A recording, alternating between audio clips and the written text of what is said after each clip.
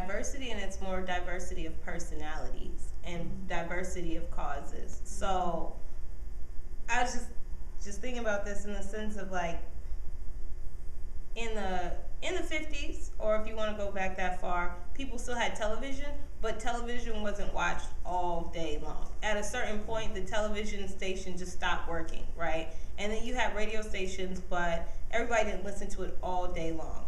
So you had these characters, and you had to have drama. You have to have intrigue, which is really interesting, because nobody wants to watch people having a really nice conversation about nothing. Nobody cares about that, right? Nobody cares about happiness. Like, that's great. I love that. That's happy, but that doesn't really make great TV, right? So at that point, they had to have interesting TV, but at least you also had other things going on. So you had different personalities that were able to shine through, because it wasn't just a 24-hour news cycle. It wasn't a 24-hour television cycle. As we continue on now, it's like, one, it's 24-hour television all the time, media all the time, so it's that drama all the time, whether it's Basketball Wives or Jim Jones' wife or whoever, it doesn't even matter. So then it's the same drama, but then on top of that, they don't, because people want that intrigue, because that intrigue is what brings viewers, which brings money to a station, you don't get the happy, you know? And that doesn't mean that it's not out there, but it just doesn't get television time. So the question then becomes, how do you increase those stories on television? So with Black Girls Rock, it was very interesting having conversations with Beverly Bond, DJ Beverly Bond, who helped to put that on BET in the first place, because she had to go head forward and say, actually, people do want to watch this, because the media, the stations had got so caught up in what the figures told them and what the media, what the public responded to, that they didn't even try and see if they would respond to anything else, you know?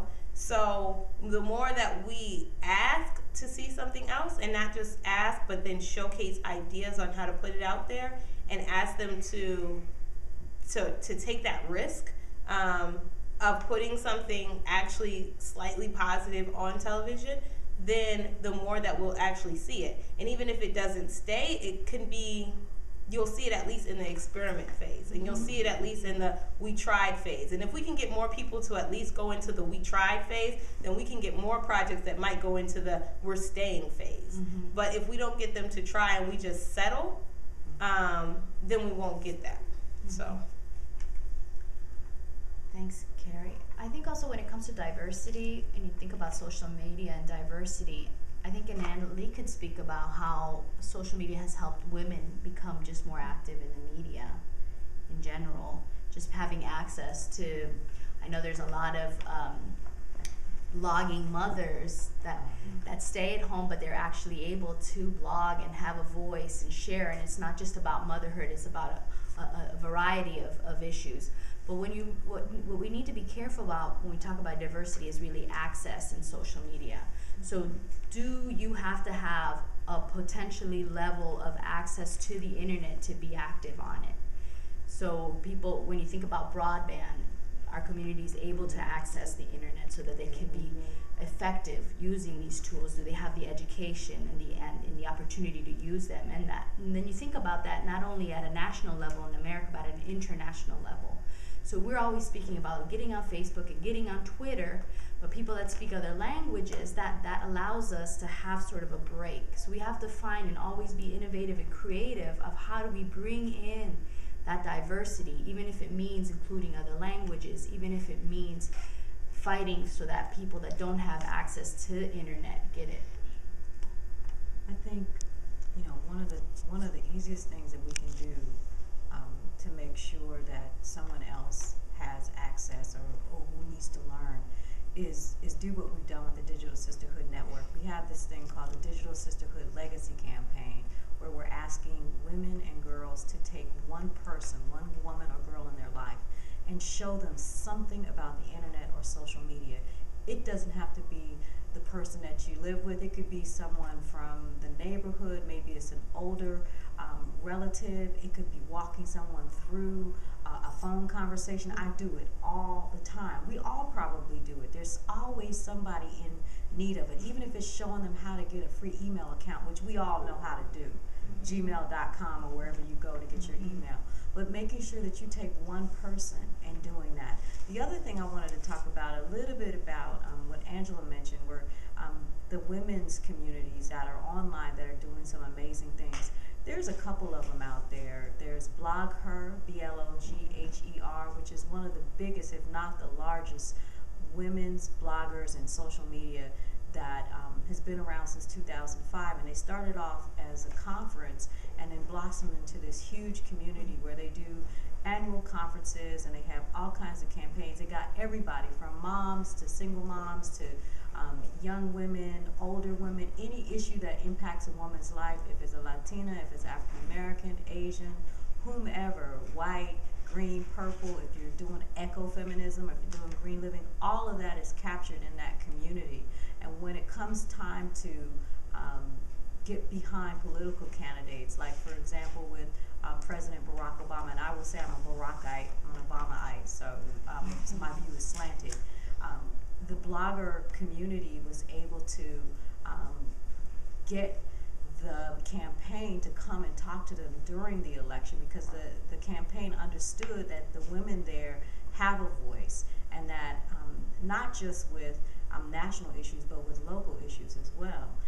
One of the things also that I've been able to do, and my cousin is sitting in the audience, and Michelle Roberts, I call her Michi, she has been into the environment since I don't know when. I mean, it's been forever, probably 30 more years now. And one of the things that I did when I first started using internet radios, I had a show called Go Green Sangha Radio, which was about green living. And the whole point of that show was to promote environmental justice, green living, anybody that was doing anything that was going to promote sustainability, especially in communities of color. And that gave me an opportunity to have a platform and to give people who may not know about Michelle, who may not know about Kari, who may not know about Angela, and then others, a voice, and so that we could put that information out there, and that can start to change people's lives. You never know who's listening and who's watching, because people are listening and watching, and those kinds of campaigns and those kinds of causes can make a huge difference. Even just having a weekly tweet chat that we do, or a weekly Twitter celebration called Digital Sisterhood Wednesdays, where we talk about women who are doing amazing things. And today is the focus is National Poetry Month. Next week it's the Sexual Assault and Violence Month. The week after that it is about Earth Day. You know, it just goes on and on and on. So I just pick the issues that are important to me, and I put that out there, and it generates not only all this stuff online, but it gets people visiting other sites. It gets people talking to each other. It gets people connecting. It gets people getting speaking opportunities. I mean, and traveling to different places and seeing different things. Or maybe you get to go to Angela's site and you see the pictures of Michelle and Angela in Bolivia, you know, and doing that kind of work. It just expands. So I probably went on and on and on. But, you know. Michelle? Thank you for this presentation, and actually this gives me an opportunity to give my cousin a new assignment. It's on tape. And it's on tape. And for the rest of the young people here in this room, we really need you. I hear what all of you all are saying with this social media, and it's a fabulous thing. But I'd like to challenge you to drop it down. One thing about me, I'll challenge you, and I'd like to challenge you to drop it down a level further. And that is, how is it that we could utilize and capture your youthful energy and passion and persuasiveness to help us with communities who may not have, as Kari was saying, and as Ananda was saying, don't have that voice. The communities like the Mossville, Louisianas of the world, who are trying to maneuver their way through this internet and Facebooking while they're putting their issue out there.